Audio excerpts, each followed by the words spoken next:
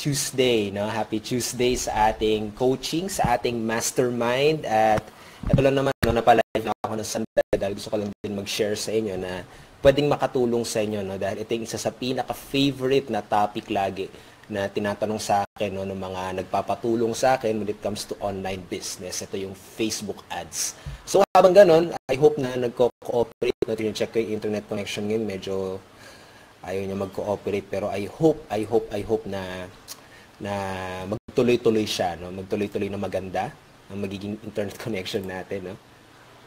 So ayan. Wait lang, ha. So mag-coaching lang tayo about Facebook ads. Kung may mga questions kayo about Facebook ads, feel free to ask questions. Ito yung isa sa pinaka-favorite na topic lagi, no, ng mga nagpapatulong sa akin when it comes to online marketing, ang Facebook ads, no? At bago doon, no, bago tayo doon sa Q&A, may share din ako sa inyo 5 tips, no? 5 tips na kailangan yung sundan para makapaggawa agad kayo ng very effective, no, Facebook ads at kung paano kayo makakapagsimula. Pero kung gusto nyo yung mas detailed pa na step by step na talagang i-guide kayo, no, kung saan ang pipindutin sa Facebook, ano ilalagay mong images, ano yung mga ganun mga bagay. No, i-share mo lang tong video na to, ibibigay ko sa yung training na ginawa ko, basic training guide na ginawa ko pagdating sa Facebook ads. No, i-guide kita mismo saan sa Facebook mo pupuntahan, saan sa Facebook ka pupunta, ano yung i-click mo, ano yung mga best images sa pwede mong gamitin, magkano yung budget na nilalagay ko. Okay, yung exact detail talaga yun. So, i-share mo lang tong video na to para padala ko sa'yo yung ano na yun, no? Yun. Padala ko sa'yo yung training na yan. Wait lang, ha? Ayan, may mga bumabati na. Sige, bati muna kayo dyan para mabati ko rin kayo. Si Christina Grace, si Jan Malaya. Welcome dito sa ating coaching. And by the way, please share this video para makakuha rin kayo ng free bonus training guide din mula sa akin about Facebook ads. Okay? Okay, so wait lang, no? So by the way, kapag may mga questions din kayo, no, feel free na maglagay na kayo ng questions dyan para sagutin ko siya mamaya pa nag-Q&A na tayo about Facebook ads or something about sa business mo na pwede pang makapag-share sa'yo. Okay? Yan. So, shinare ko lang, no, sa Facebook page ko. And by the way, yan, si John Malay from QC, nahuli daw, ano ba topic po, sabi ni Leo Jude. Ayun, kung nakita mo yung topic, Facebook Ads Coaching, at medyo short notice siya, no, kasi ganun talaga ako pa nag-Facebook Live Coaching. Kung ano yung kaya kong ipasok, no, ipasok na oras para sa inyo, I'm doing my best na ipasok, no.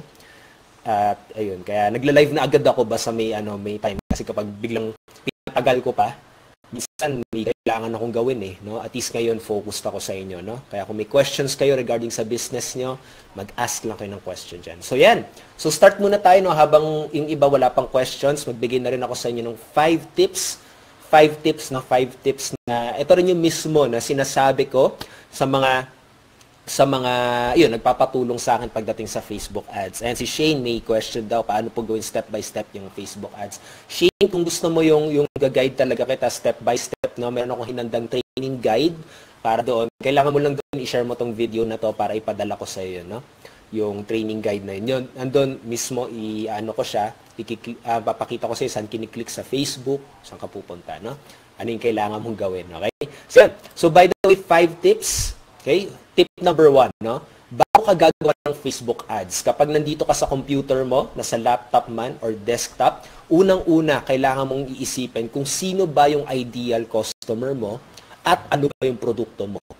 At ano ba yung goal mo, no? Ano yung goal mo? Sino yung ideal customer mo at ano yung goal mo? Okay? Kapag ano ibig sabihin ng goal? Ano yung gusto mong ipagawa kay Facebook or ano ba yung gusto mong mangyari?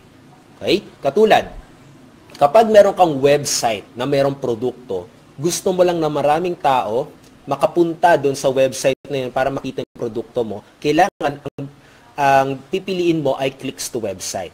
Okay? Ngayon, kung gusto mo naman na merong mag-opt-in, magbibigay ng email, kailangan conversions. Okay? Kailangan be precise, no? Be precise kung ano yung gusto mo pagawa kay Facebook kasi tutulungan ka naman niya, tutulungan ka niya kung ano yung objective na gusto mo. Kapag gusto mo ng maraming magko-comment, no, maraming magla-like, maraming makakakilala sa iyo, ang best objective para doon ay boost post. Okay? So basically, yung tatlong bagay, actually, dalawang bagay lang nga muna eh. Kung newbie ka, no, pagdating sa Facebook ads, yung dalawang bagay lang muna yung nare-recommend ko na practicean mo. Website clicks at saka boost post.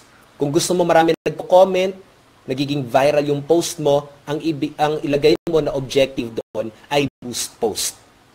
Okay? Ngayon, kapag sabihin naman na gusto mo naman ay maraming magkiklik ng website mo para makita yung mga produkto na ino-offer mo, clicks to website ang ilagay mo. Okay? At kailangan, kung ano man ang i-offer mo, kailangan saktong-sakto siya sa ideal customer mo. Okay? Katulad, kapag ang ino-offer mo ay weight loss, siguraduhin mo na napipicture out mo kung sino yung tamang prospect para doon.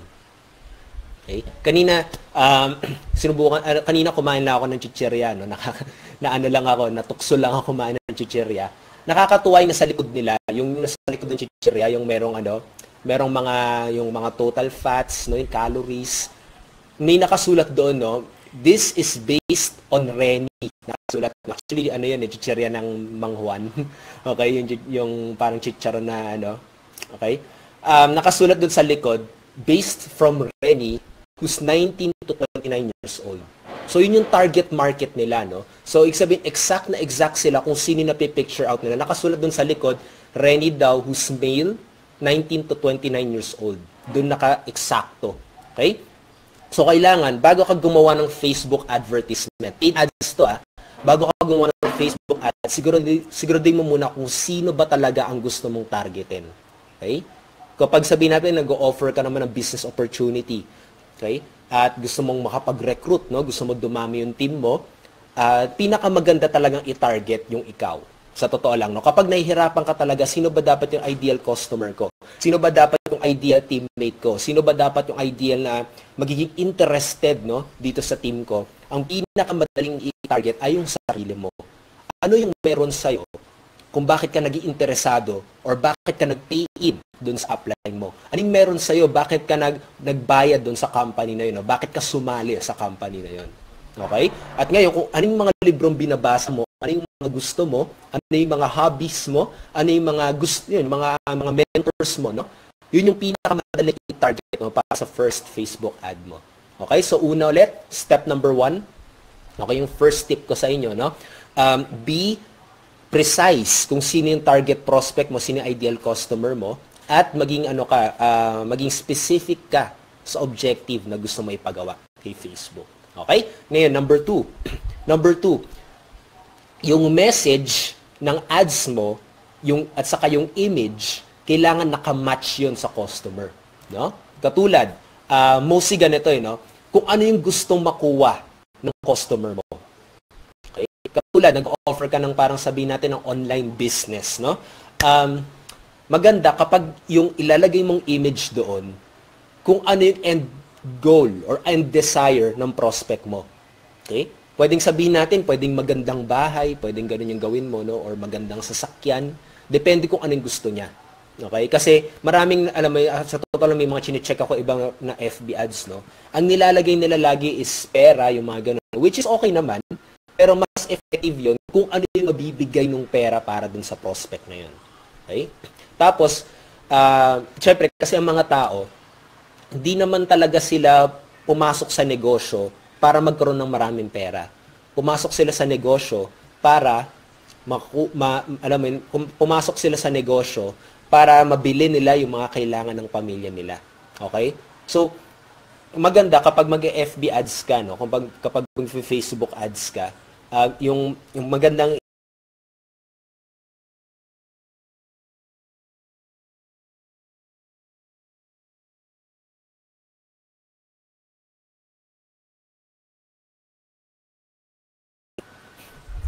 okay, napuputol-putol, no? So, ayan. Maganda ilagay mo dun sa image, no? Ulit, no? Yung something na mararamdaman nila. Kung katulad, nag-offer ka ng product, anong mararamdaman nila once na ginamit nila at binili nila yung product na yun. Maganda yun yung ma-picture out mo dun sa image, no? Kapag nakita niya yon, mas likely na magkiklik siya dun sa ads mo. At kung ano man yun nasa image, kailangan match na match yung text na nilagay mo sa FB ads mo dun sa image. Okay? Kailangan match yan. Tapos, kapag nag-click sila, kailangan yung mapupuntahan nilang website ay match din sa ads mo. At ako ganito ginagawa ko, no? Kung ano yung nilalagay ko sa Facebook ads ko, yun na rin yung nilalagay kong title ng website ko. Okay? Kasi kapag nagkaroon ng confusion dyan sa prospect mo, kapag gumamit siya ng FB ads, no? Kapag nagkaroon siya ng confusion dyan, malaking chance na i-exit yung website mo, masasayang yung binayad mo. Okay? Kasi dito, nasa business natin, once na nakapag-create ka ng confusion, malaking chance na hindi niya kung gagawin yung gusto mo ipagawa sa kanya. Kasi naalala ko talaga dati, kapag bumibili nun ako, sabi natin gusto ko bumili ng gadget, no, ng bagong cellphone.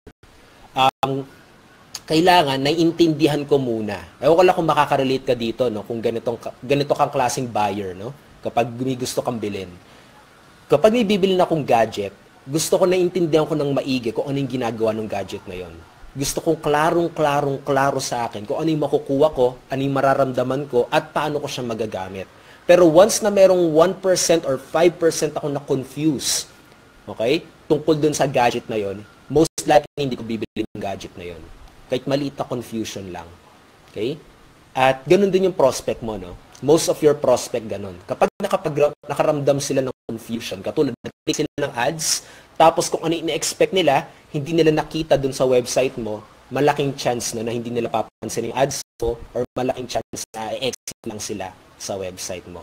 Okay? At mare-remove mo yung confusion na yon kapag minatch mo yung message mo, yung image mo, pati yung website mo. Okay? So, yun.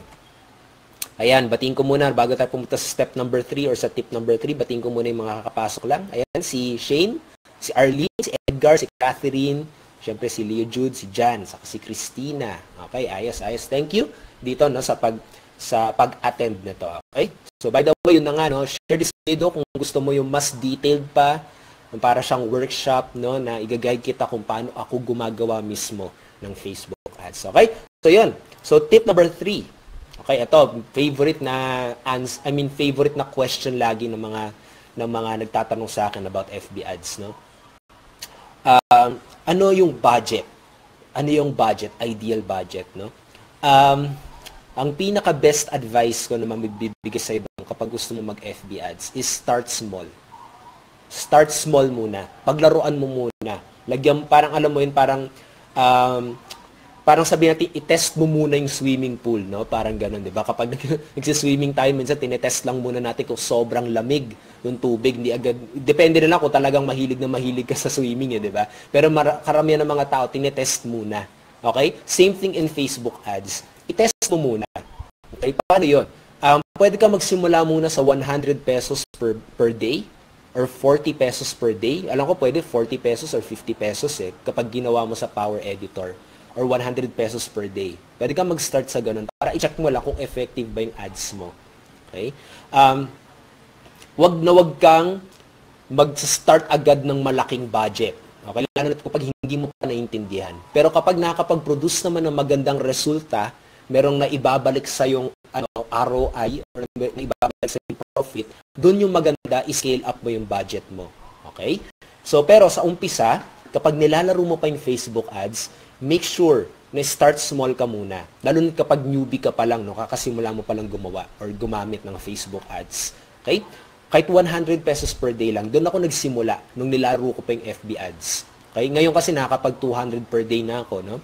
Kapag nagtetest ako. Pero kapag nagsisimula ka pa lang, pwedeng 100 pesos per day. Actually, nung talagang walang-wala pa akong kita talaga, no, dito sa online business, talagang naalala ko 40 pesos lang talaga ang ginagawa ko, no. Ewan ko lang kung hanggang ngayon hanggang ngayon inaalaw pa ni Facebook na 40 pesos lang. Pag-eksperimentohan niyo na lang, no. So, yan. Kapag gano'n, alam ko 100 pesos na ata ang pinaka-lowest na yun. I-check niyo na lang, no, kung pwede. Okay? Kasi minsan nag-a-update naman si Facebook, no? So, yun. Naalala ko lang dati kasi, no, I think isa sa pinakamalaking mistake ko talaga, no. Sobrang nabaliw. Okay? Sobrang nabaliw ako sa potential ng FB ads. Okay? Ang nangyari dati, first day ko, at baguhan pa lang ako, inuna ko is 500 pesos per day. No? Kahit hindi ko pa siya naiintindihan, maling-mali talaga yung ginawa kong yun. Naalala ko yun, no, gumastos ako ng 30,000 ata, within 30 to 40,000 ata in just 1 month. no? Naubos savings ko talaga dahil sa FB ads. So, mag-ingat ka, no? Yun yung pwede ko i-advise sa'yo. Start small. Kung ano man ang ibinigay mo kay Facebook na budget, yun lang yung gagastusin niya.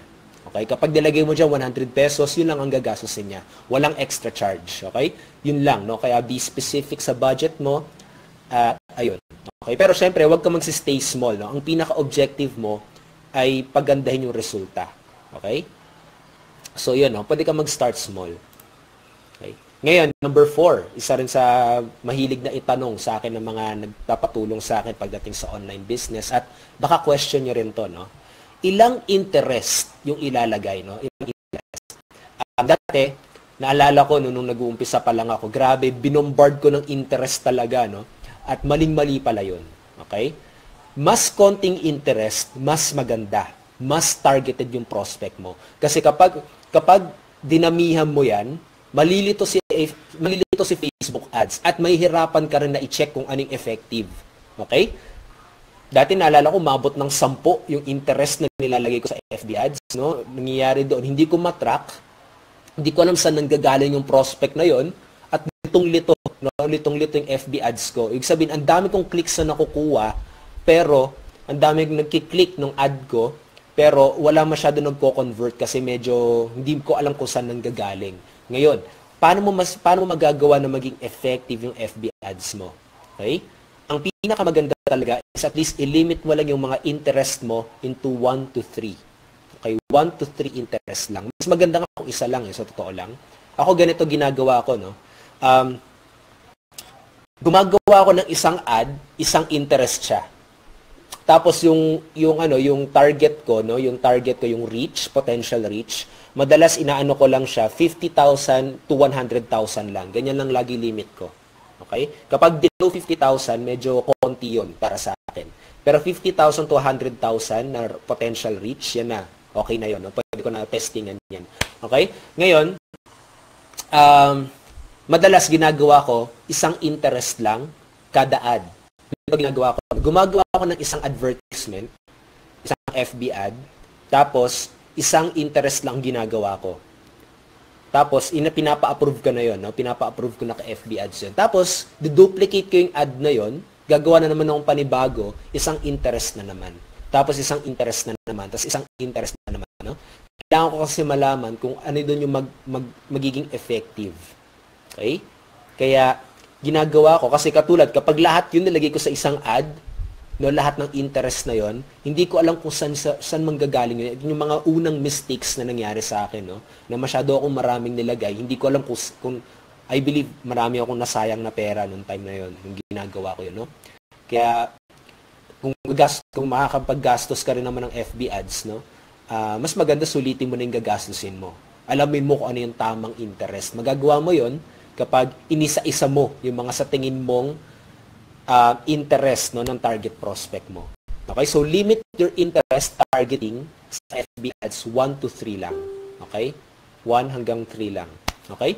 So, yun yung nag-work really well para sa akin. Ganun ko pa rin ginagawa yung business ko. Ganun ko pa rin ginagawa yung FB ads ko. Okay? And I hope magamit mo siya. Ayan. And lastly, number 5, keep on testing and improving. Okay? Keep on testing and improving. Ganito ginagawa ko, no? Marami akong nilalagay na ads, tapos may kada interest lahat yon. Okay? Tapos ang ginagawa ko doon, mini-eliminate ko, kahit isang araw lang, malalaman mo na sino, no? Sabihin natin yung may pinakamalaking gastos. Katulad, isa 5 pesos per click, isa naman 5 pesos per click, isa naman 10 pesos per click, no? Isa naman 2 pesos, isa piso lang, no? Syempre mag-stay ako dun sa piso per click, no?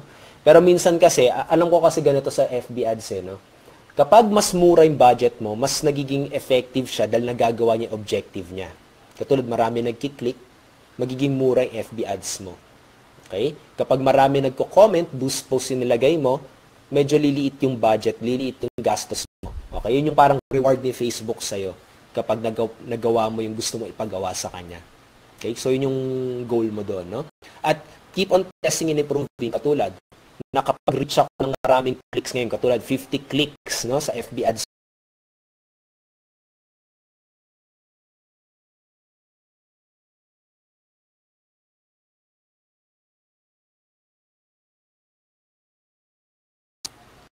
Ay, napabutal. So, yun, no? Let's say marami nagki-click, no? Nakapag 50 clicks ako. Okay? So, ang ginagawa ko, kailangan talunin ko yung clicks na yon, no? Gagawin ko, sabihin, next day naman, dapat matalo ko yon. Okay, gagawa na naman ng panibagong ads. Lagi ako gumagawa ng panibagong ads, tinatalo ko yung dati kong advertisement, no? Kasi marami lagi nagtatanong sa akin, no, ano ba yung perfect na interest, no? Anong interest na nilalagay mo? Actually, kahit sinasabi ko sa kanila, hindi nagwo-work sa kanila, no? Kasi nakadepende pa rin dun sa tip number 1 na share ko sa inyo. Nakadepende sa ideal prospect mo, sa ideal customer mo, at depende sa sa ino-offer mo.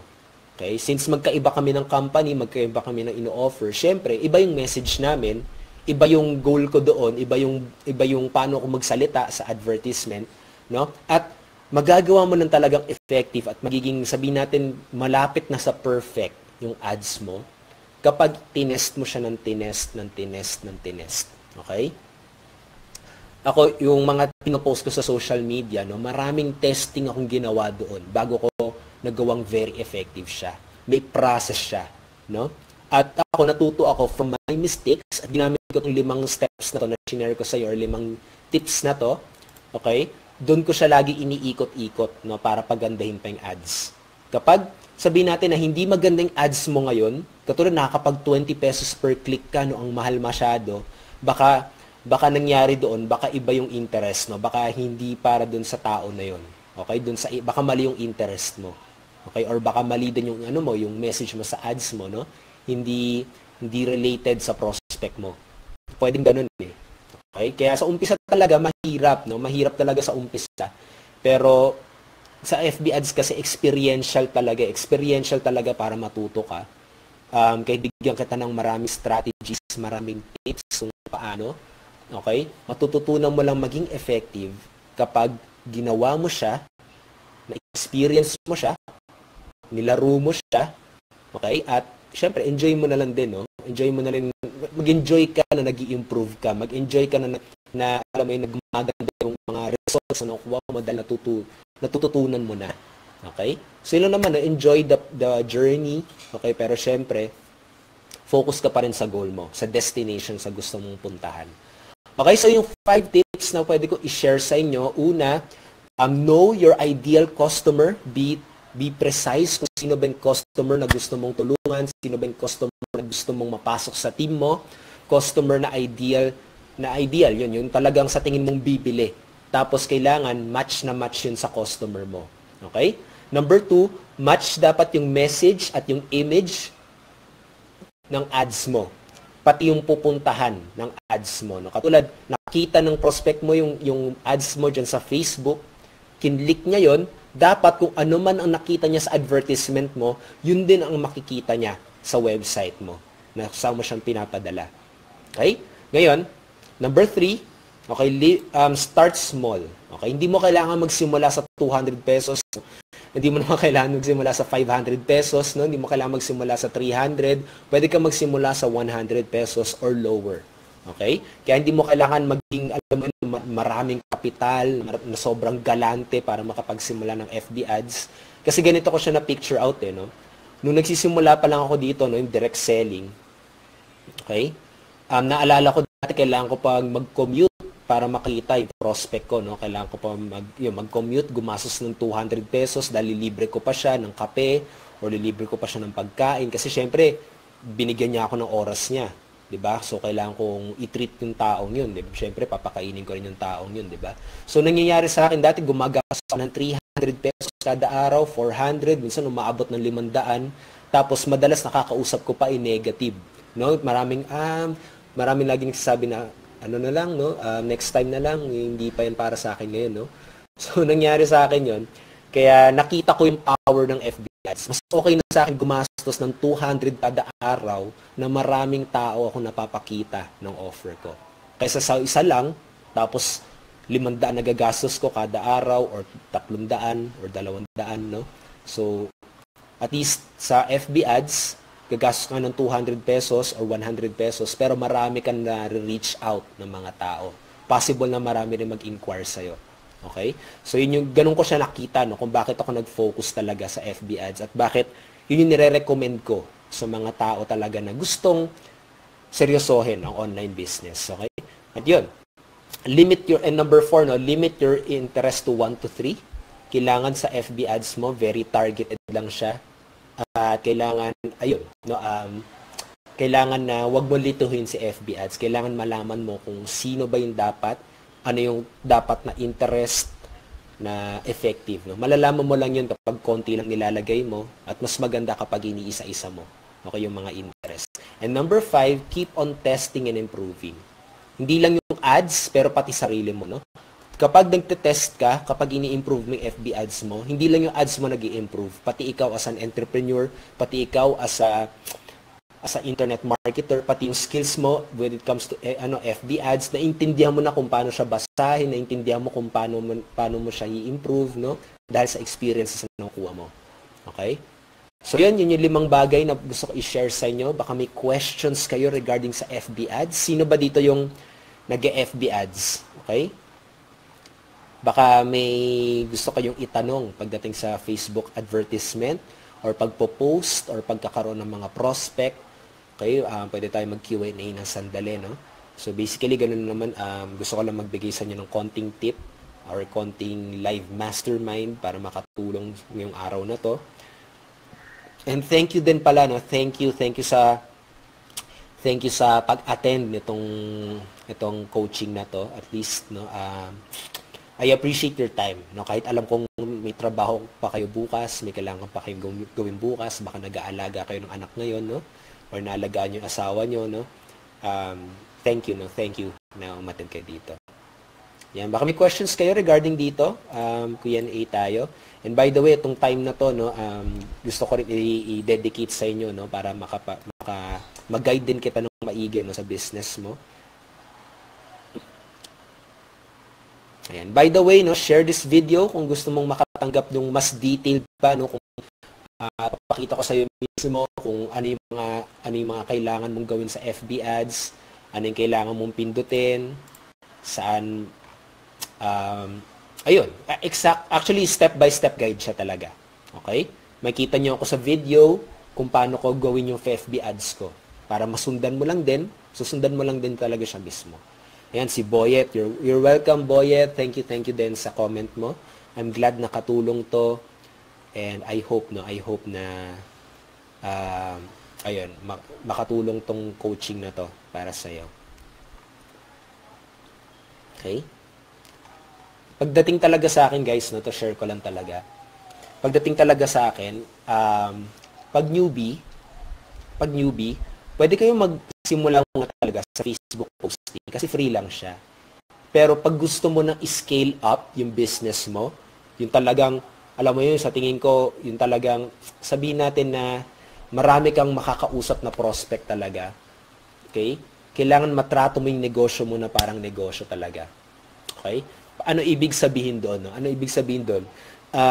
Kailangan maintindihan mo na yung business nasa business ka. Okay? You're in the business. Ibig sabihin, kada negosyo, lagi yung business expense. Okay? Katulad kapag meron kang restaurant na negosyo, 'di ba, mine-maintain mo rin yung mga oven, mine-maintain mo rin yung deep fryer, mine-maintain mo rin yung mga kalan mo, 'di ba? Parang ganoon din sa negosyo natin, no? Pero ito yung nakakatuwa dito sa online business or online seller, no? Wala tayong mga ganoon, no? Wala tayong binabayaran ng mga kalan, wala tayong binabayaran ng mga kailangan i-maintain, no? Talagang more on advertisement lang. Okay, at saka siguro yung mga websites na ginagamit mo. Okay? Pero kailangan makita mo talaga yung negosyo mo. Kung gusto mo magkaroon ng resulta na parang resulta ng negosyo talaga, no? Hindi yung part-time result lang. Kailangan itrato mo yung business mo. Meron talagang business expense. Okay? At sana makita mo yung end goal, no, na makukuha mo kapag marami kang nare-reach out na prospect. Kapag marami kang napapaklik na prospect. Kapag marami nagtatanong sa'yo, nag-i-inquire sa'yo. Okay? That will lead into sale at mababawi mo rin yung mga business expense mo. Okay? So, kapag nakita mo yon, I hope na nakita mo yun, no? Mas magiging madali para sa'yo na i-apply itong mga tips na to pagdating sa FB ads. Ayan. Si Arlene may question. Coach, paano ba mag-FB ads? And Arlene, share this video, no? Para ipadala ko sa iyo yung kindly share this video, no? Para padala ko sa iyo mismo yung exact step by step from step 1.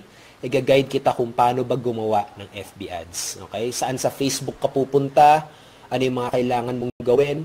Ano yung mga dapat na images na gamitin mo? At paano yun? No? Papakita ko talaga sa'yo, no? Kung ano yung mga kailangan mong puntahan sa Facebook para magawa siya.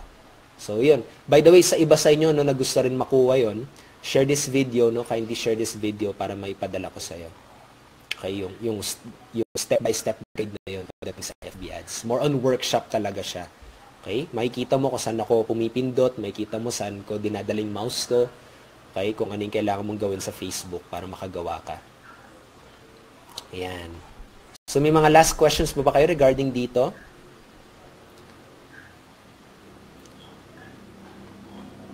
Okay. Mga last questions ba kayo regarding dito sa FB ads? And I hope nakatulong tong 5 tips na to.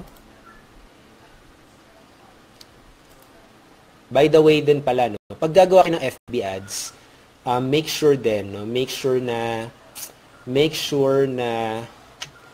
lagi nyo i-check yung policy guidelines. Okay, paano yun? Punta ka sa Google, lagay mo Facebook policy, Facebook ads policy. No? Make sure na sundan mo yung mga nandoon kasi mangyayari doon, no, possible na maban yung ads account mo. Possible na maban yung account mo kapag hindi mo sinunod yun. At yung masaklap lang nga talaga dito, no, hindi natin kontrolado si Facebook. Okay? Ibig sabihin, pwedeng kinabukasan or pwedeng next week baguhin yung rules niya. Okay? Kaya ang pinaka-advice na pwede ko ibigay sa'yo, lagi mo siyang bibisitahin. Okay? Para malaman mo yung mga rules. Yan, si Catherine. Sige, send. Okay? Ayan. Arlene, pag tinatanong mo yung training na sinasabi ko sa'yo, no, it's free, no? It's free. Kailangan mo lang gawin, i-share mo lang tong video na to para maipadala ko sa yung training na yun. Pag tinatanong mo naman yung FB ads mismo, okay, pwede kang mag-start sa 100 pesos per day. Okay? Pero yung training na sinasabi ko sa'yo na parang workshop, free lang yun. Kailangan mo lang gawin, i-share mo lang tong video na to, no, sa wall mo, sa Facebook wall mo. Si Catherine, yes, Catherine, kapag share mo tong video na to, no, i-send ko sa'yo eksaktong step by step kung paano gawin yung FB ads. Ayan. Ayan, so thank you sa pag-attend nito. I hope na nakatulong talaga ng malaking bagay itong tips na to. Once again, I'm Raymond Gerald Tabaque, doon sa mga hindi pa nakakilala sa akin. No? Thank you for spending your Tuesday night. I appreciate your time, no? Kahit napaka-busy mo, kahit napakadami mong kailangan gawin, pero nandito ka, nag-dedicate ka talaga ng oras para lang matutunan itong mga tips na to, para matutunan mo rin yung FB ads, kung paano mo pa mapaparami yung mga prospect mo. Itong FB ads, ito lang mismo yung ginagamit ko para magkaroon ng consistent income sa results ko, magkaroon ng consistent income din sa business ko para makapag-reach out ako sa mga maraming prospect, and I hope na magamit mo rin siya sa business mo para mas mapadali, mas mapabilis, mas makuha mo yung resulta mo, at syempre, mas magkaroon ka ng mas maraming oras kasama yung pamilya mo. Okay? So yun, batiin ko na lang yung mga umattend. Si Jan, si Christina, si Leo Jude, si Shane, si Arlene, si Edgar, si Catherine, si Boyet, ayan, si Mary Ann. Okay, thank you. So once again, pwede ka rin pumunta sa blog ko, blog.raymondtabaque.com. Lahat ng trainings ko na replay, lahat ng mga step-by-step training ko din, doon ko rin nilagay. Pwede ka pumunta sa blog ko. And once again, no, I hope na mag-meet ulit tayo dito, no, sa ating Facebook live coaching. I hope na marami kayong nakuha dito, and make sure to take action. Take massive action dito. And I hope na makuha mo yung resulta mo this year. Okay? So once again, I'm Raymond Gerald Tabaque. Till next time, have a great night, have a great day, kahit saan ka man ngayon. Thank you sa pag-attend. God bless. Next time ulit. Bye-bye. You're welcome, Arlene. Thank you. Bye.